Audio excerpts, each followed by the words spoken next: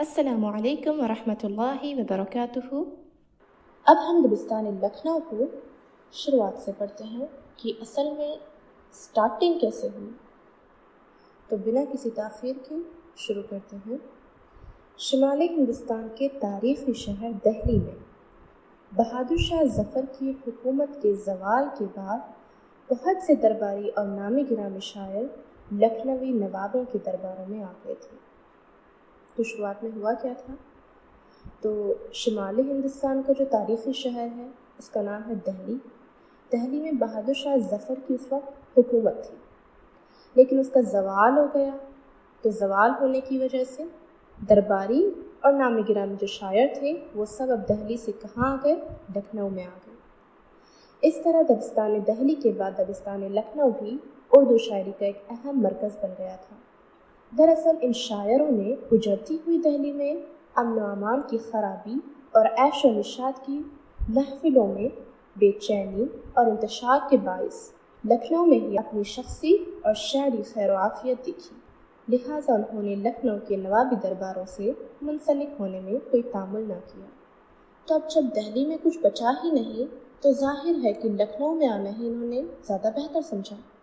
دہلی میں مرزا محمد رفیع سودا، میر تقی میر، سوز، غلام حمدانی مصحفی وغیرہ نے اپنی شاعری سے عوامی مقبولیت پالی تھی۔ ان شاعروں نے لکھنؤ میں بھی اردو شاعری کے حسین اور جمیل شگوفے کھلائے، جن کی خوشبو سے پورا دبستان لکھنؤ مہک اٹھا تھا۔ دراصل اس دور میں شاعری محض لطف و لذت تک محدود تھی۔ لکھنؤ کے حالات و سماجی معاملات میں کوئی انتشار بھی نہیں تھا۔ ہر طرف سکون و صبر و لطف و لذت اور عیش و مسرت کی فضا قائم تھی، لہٰذا شعر و شاعری کا بھی کوئی حیات افزا مقصد نہ ہو کر محض لذت پسندی اور عیش پرستی تھا۔ ظاہر سی بات ہے، ہم وہی لکھتے ہیں جو کہ ہماری زندگی میں ہوتا ہے، ہم وہی باتیں کرتے ہیں۔ تو اسی طریقے سے لکھنؤ میں صرف لطف و لذت کے لیے شاعری ہو رہی تھی کیونکہ ہر طرف سکون تھا۔ اب سکون تھا تو غم سے ریلیٹڈ تو شاعری نہیں کی جائے گی، بلکہ لطف و لذت کے لیے شاعری کی جائے گی۔ مسرت کی فضا قائم تھی تو شعر و شاعری کا بھی کوئی حیات افزا مقصد نہیں ہو کر محض لذت پسندی اور عیش پرستی تھا۔ ان حالات میں لکھنوی شاعری کا ایک خاص اسلوب سامنے آیا جو تکلف و تسمیہ کی فراوانی، ناقابل یقین حد تک مبالغہ آرائی اور الفاظ و محاورات کے حسن و جمال سے سجا ہوا تھا۔ تو جب انہوں نے صرف لذت کے لیے لکھنا شروع کیا، نیا ہی اسلوب سامنے آیا، اسٹائل آف رائٹنگ، لکھنے کا طریقہ، جو کہ بہت زیادہ ہی ناقابل یقین حد تک مبالغہ آرائی تھی۔ اس کے اندر مبالغہ، کسی بات کو بڑا چڑھا کر بولنا، اور الفاظ و محاورات کے حسن و جمال سے وہ پورا سجا ہوا تھا۔ اس میں سادگی، آسانی اور عام فہمی بالکل نہیں تھی۔ شاعروں نے اپنی تمام توجہ اسلوب بیان پر لگا دی، مطلب لکھنے کے طریقے پر، جو ان کا بیان کرنے کا طریقہ تھا اسی پر ساری کی ساری توجہ لگا دی۔ وہ دلکش الفاظ کے انتخاب، عجیب و غریب مثالوں اور استعاروں کے استعمال پر بہت محنت کر رہے تھے۔ اکثر و بیشتر روکھے پھیکے خیالات اور مصنوعی مضامین بھی مختلف رنگوں سے رنگین بنا کر پیش کیے جاتے تھے۔ ایسا لگتا ہے جیسے اس وقت دبستان لکھنؤ میں الفاظ بندی، تکلف و تسمیہ کا استعمال اور مبالغہ آرائی سے شاعری کرنا ہی مقبولیت اور کامیابی کا ضامن سمجھا جاتا تھا۔ خصوصاً ہم لکھنؤ میں 18ویں صدی کے اواخر کی شاعری کو مکمل طور پر مصنوعی کہہ سکتے ہیں، جو محض لذت پسندی کے لیے ہی کی جاتی تھی۔ امام بخش ناسخ کی ساری شاعری تکلف و تسمیہ، مبالغہ آرائی اور ناقابل یقین مثالوں اور استعاروں میں ڈوبی ہوئی ہے۔ دبستان لکھنؤ کی شاعری میں کئی مقامات پر بازاری پن بھی نظر آتا ہے۔ مثال کے طور پر، لگے منہ بھی چڑھانے دیتے دیتے گالیاں صاحب، زباں بگڑی تو بگڑی تھی خبر لیجیے دہن بگڑا۔ تو یہ جو شاعری ہوا کرتی تھی دبستان لکھنؤ کی، اس کے اندر زندگی کی جو اصلیت ہے وہ نہیں ہوا کرتی تھی، بلکہ یہ اصل زندگی سے بہت دور تھی۔ صرف اور صرف وقت گزاری کے لیے شاعری ہو رہی تھی۔ کہاں؟ دبستان لکھنؤ میں۔ چونکہ لکھنؤ کے دبستان میں شاعری محض شوق اور تفریحی مقصد سے ہو رہی تھی، اس لیے اس میں حالات و واقعات کی ترجمانی کا تو کوئی رنگ ہی نظر نہیں آتا۔ لیکن یہاں یہ بات قابل غور ہے کہ اس وقت لکھنؤ میں شاعری برائے تفریح کا تصور شاعروں کے ذہن پر چھایا ہوا تھا، اور شاعری برائے زندگی یا ادب برائے زندگی کا کوئی اصول قائم نہیں ہوا تھا۔ شاعری برائے زندگی مطلب شاعری جو ہے اس میں زندگی کی اصلیت ہو، یا ادب جو ہے اس میں زندگی کی اصلیت ہو کہ اس کو پڑھ کر ہمیں کوئی فائدہ بھی پہنچے۔ لکھنؤ کی شاعری جو ہے اس کا ذہن پر کوئی اچھا اثر نہیں پڑ رہا تھا۔ یوں کہیے کہ اس وقت خواص سے لے کر عوام تک نے اردو شاعری کو وقت خوشگوار اور دلچسپ انداز میں گزارنے کا ذریعہ بنا رکھا تھا۔ ہم تو یہ تسلیم کرتے ہیں کہ لکھنؤ کے دبستان میں شاعری محض لطف و لذت کے لیے تھی، مگر اس شاعری میں زبان و بیان کی خوبصورتی بے پناہ تھی۔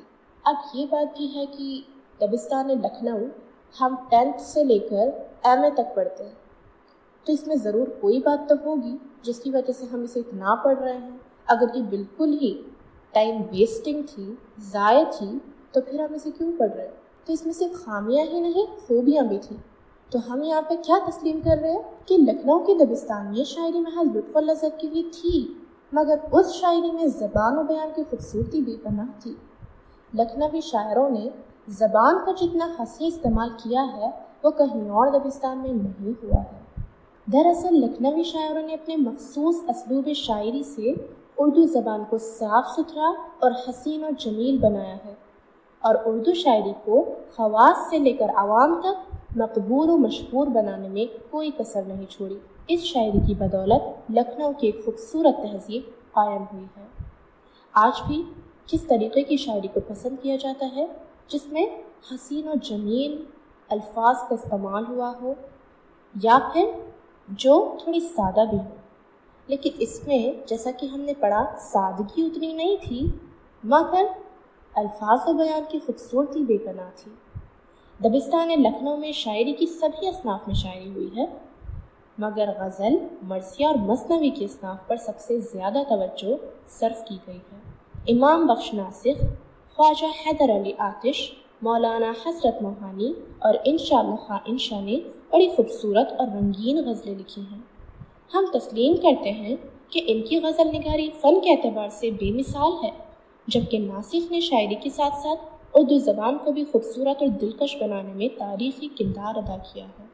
دبستان لکھنؤ میں غزل کے بعد سب سے زیادہ شہرت اور مقبولیت مرثیہ کی صنف کو حاصل ہوئی، تو غزل جو ہے اس کو سب سے زیادہ مقبولیت ملی، لیکن اس کے بعد میں مرثیہ کی صنف کو مقبولیت حاصل ہوئی۔ مرثیہ کسے کہتے ہیں؟ مرثیہ جو ہے وہ ان شارٹ کسی کے انتقال کے بعد لکھتے ہیں، جس میں زیادہ تر حسن رضی اللہ تعالیٰ عنہ، حسین رضی اللہ تعالیٰ عنہ پر لکھے گئے ہیں۔ تو جس طرح اس دور میں غزل کے شاعر ہر جگہ نظر آتے تھے، اسی طرح مرثیہ کے شاعر بھی ہر مقام پر دکھائی دیتے تھے۔ یہ بھی ایک تاریخی حقیقت ہے کہ مرثیہ کی صنف کو جتنی مقبولیت لکھنؤ میں حاصل ہوئی، اتنی کسی دوسرے مقام پر نہیں ملی۔ دراصل جتنے زیادہ اور جتنے اچھے مرثیے لکھنؤ میں لکھے گئے ہیں، اتنے اچھے اور اتنی تعداد میں کسی دوسرے دبستان میں نہیں لکھے گئے۔ مرثیہ نگاری کی صنف میں کئی شاعروں نے تبازمائی کی ہے، مگر میر ببر علی انیس اور مرزا سلامت علی دبیر کو بہت عروج ملا ہے۔ انیس کو تو مرثیہ کا بادشاہ قرار دیا گیا ہے۔ تو غزل جو ہے اس میں امام بخش ناسخ، خواجہ حیدر علی آتش، مولانا حضرت موہانی اور انشاءاللہ خاں انشا کو مقام حاصل ہے، اور مرثیہ میں ہم نے پڑھا میر ببر علی انیس اور مرزا سلامت علی دبیر کو بہت عروج ملا۔ اب ہم بات کرتے ہیں مثنوی کی۔ لکھنؤ میں غزل اور مرثیہ کے بعد مثنوی کو سب سے زیادہ فروغ ملا ہے، اور کئی اچھی مثنویاں لکھنوی شاعروں نے لکھی ہیں، جن میں میر حسن کی مثنوی سحر البیان اور پنڈت دیا شنکر نسیم کی گلزار نسیم کو تو سب سے زیادہ اچھی مثنویوں کا درجہ دیا گیا ہے۔ اگرچہ یہ دونوں مثنویاں خیالی قصوں پر لکھی گئی ہیں، مگر ان میں زبان و بیان کی دلکشی کی وجہ سے ایک حقیقی رنگ کا سا احساس ہوتا ہے۔ میر حسن اور دیا شنکر نسیم دونوں نے زبان و بیان پر بڑی مہارت حاصل کی اور بڑی مہارت کا ثبوت دیا ہے۔ مجموعی طور پر دبستان لکھنؤ میں شعر و شاعری کی خصوصیات کو ادبی نقطہ نظر سے بڑی اہم تسلیم کرنی چاہیے۔ لکھنوی شاعری میں تکلف و تثنیہ، الفاظ بندی، مطلب الفاظ کا خیال کہ کون سے الفاظ کہاں آئے گا، کہاں نہیں آئے گا، مبالغہ آرائی، ناقابل یقین افکار و خیالات اور غیر حقیقی مضمون آفرینیوں کے باوجود اس کی لسانی افادیت اور اہمیت کو نظر انداز نہیں کیا جا سکتا۔ دراصل لکھنوی شاعروں نے جو لسانی جلوے دکھائے ہیں، لسان زبان کو کہتے ہیں، تو جو لسانی جلوے دکھائے ہیں اس کی شہرت و مقبولیت آج بھی برقرار ہے، اور اردو شاعری کی تاریخ میں لکھنوی شاعری کی قدر و منزلت یقیناً بے مثال ہے۔ لکھنؤ کی شاعری میں عربی و فارسی الفاظ کی بہتات ہے، مگر ان میں حسن و شباب ہر طرح موجود ہے۔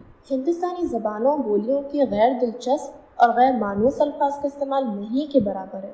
تو جیسا کہ ہم نے پڑھا اس کی جو زبان ہے وہ بڑی حسین ہے، جمیل ہے، تو ظاہر ہے کہ اس میں کیا چیز نہیں ہوگی، غیر دلچسپ اور غیر مانوس الفاظ نہیں ہوں گے۔ اس لیے تنقید نگار یہ رائے دیتے ہیں کہ لکھنؤ کی شاعری زبان کے اعتبار سے سب سے زیادہ خوبصورت اور دلکش ہے۔ اب اس کی برائی بھی ہے، یہ بھی کہا جاتا ہے کہ لکھنوی شاعری مصنوعی ہے، اس میں حیات و کائنات کی سچائی نہیں ہے، وہ سوز و گداز اور تاثیر نہیں ہے جس سے دل و دماغ متاثر ہو جائے۔ یہ بھی کہا جاتا ہے کہ لکھنوی شاعروں نے دماغی لیاقت کی پرواز تو خوب دکھائی ہے، مگر دل کی اندرونی کیفیت پر کوئی توجہ نہیں دی، اس لیے لکھنؤ کی شاعری دماغ کی شاعری بن کر رہ گئی اور اسے کسی بھی طرح دل کی شاعری نہیں کہا جا سکتا۔ مگر ہمیں یہ بھی پیش نظر رکھنا ہوگا کہ لکھنوی شاعروں نے شاعری کے فنی قواعد و قوانین پر پوری طرح عمل کیا ہے اور فن کی حدوں میں رہ کر اعلیٰ درجے کی شاعری کی ہے۔ ان کی شاعری میں دنیا اور آخرت کی غمگینی اور فکر مندی تو نہیں ہے، مگر زندگی کو عیش و مسرت کے عالم میں دنیا و آخرت جینے کا پیغام ضرور ملتا ہے۔ گویا لکھنوی شاعری اداسی و مایوسی کی عینیدار نہیں کرتی، بلکہ امید و خواہش کے رنگوں سے زندگی کے دامن کو سجا دیتی ہے۔ اس نظریے سے لکھنوی دبستان کے شاعروں کی رنگا رنگ اور دلچسپ شاعری یقیناً ان کی ہی نہیں بلکہ تمام اردو ادب کا ایک قیمتی سرمایہ مانی جاتی رہے گی، اور ہر دور میں اس کی اہمیت و قیمت تسلیم کی جاتی رہے گی۔ تو اس طرح سے ہمارا دبستان لکھنؤ کمپلیٹ ہوا۔ تو ان شارٹ دبستان لکھنؤ میں صرف عیش و عشرت، لطف و لذت کے لیے شاعری ہوئی ہے، مگر اس کی زبان و بیان بے مثال ہے، اور اس میں آپ مثنوی، مرثیہ، غزل، ان سب کے جو شاعر ہیں ان کو ضرور یاد کر لیں تاکہ آپ کے لیے آسانی ہو، اور ایک بار جب اسے آپ اچھی طریقے سے سن لیں گے، سمجھ لیں گے، تو آپ کے لیے اس کو لکھنا بہت زیادہ مشکل نہیں رہے گا، کیونکہ ان میں کیا ہوتا ہے کہ ایک ہی چیز کو بہت لانگ کر کے بتایا جاتا ہے، تو آل along آپ کو صرف سمجھنا ہوتا ہے اور وہاں جا کر لکھنا ہوتا ہے۔ تو بیسٹ آف لک، انشاءاللہ پھر ملیں گے ایک نئے ٹاپک کے ساتھ۔ جزاک اللہ خیرا کثیرا۔